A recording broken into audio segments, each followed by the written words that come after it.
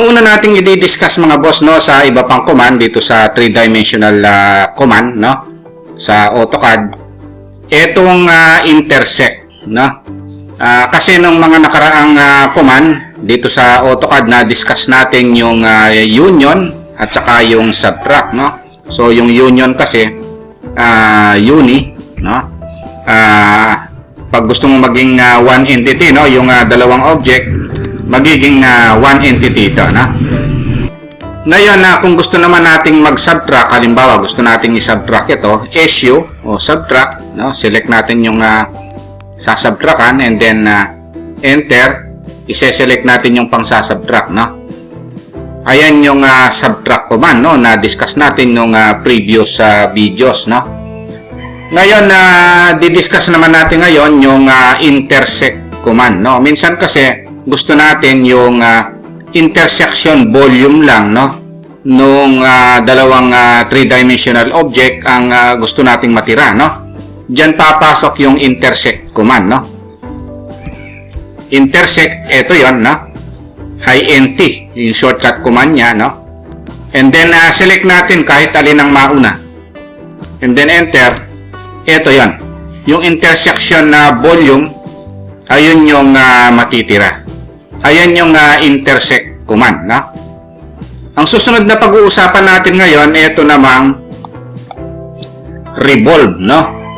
Etong revolve na ito para yung rev surf, no? Yung revolve, i-type natin yung rev o yung revolve, no?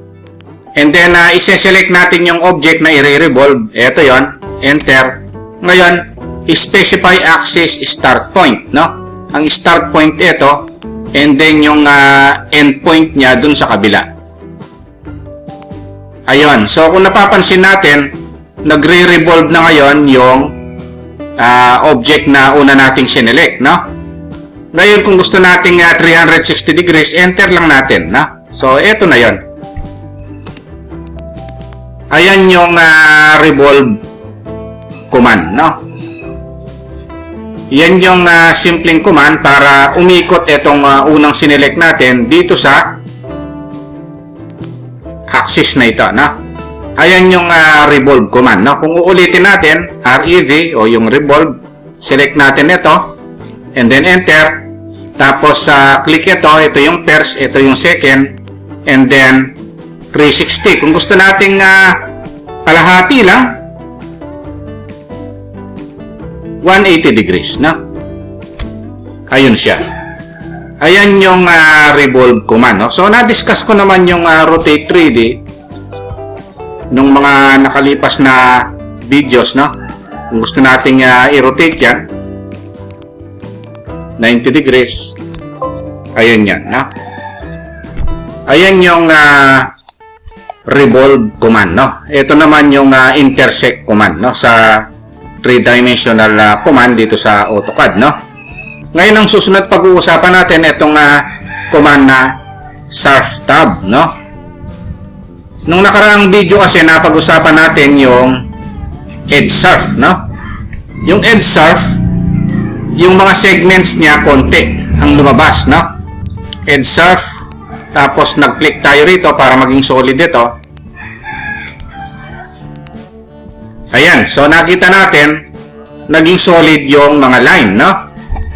Ngayon, kung gusto nating makita, no, yung mga segments niya, no? Dito tayo sa wireframe. Kung napansin nyo, ilan-ilan lang yung mga segments niya. Kung gusto nyo mas makinis yan, ibahin nyo yung surf tab setup, no?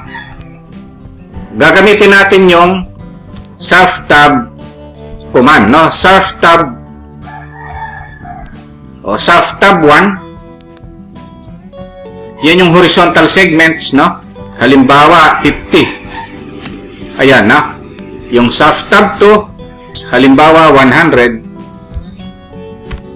O pag nag-edge surf tayo, mas makinis yan, no? O mas marami siyang segments.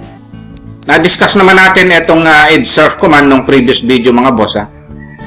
Para makita yung mga segments na yan, pupunta tayo sa views and then visual styles, wireframe. So kung napansin nyo mga boss, mas marami na siyang segments. Oh. Ayan yan, no? Ayan yung self-tab command, no? May mga application ito sa 3D drawing, no? So, bihira mang mangyari pero merong application ito, no? Ayan yung mga iba pang 3D commands mga boss, no? Sana kung nagustuhan nyo itong video ito, huwag nyo po sanang kalimutang pindutin muna pala no, yung subscribe dito sa maliit pa lang nating channel. Isama nyo na rin po yung like at saka notification bell.